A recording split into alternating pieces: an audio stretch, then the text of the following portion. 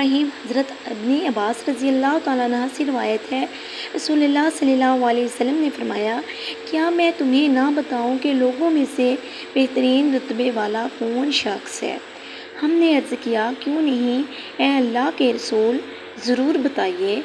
آپ نے فرمایا، وہ آدمی جو اللہ تعالیٰ کے راستے میں اپنا گھوڑا لیے پھرتا ہے حتیٰ کہ اسے موت آ جاتی ہے یا وہ شہید ہو جاتا ہے۔ اور میں تمہیں وہ شخص بتاؤں جو اس کے قریب ہے؟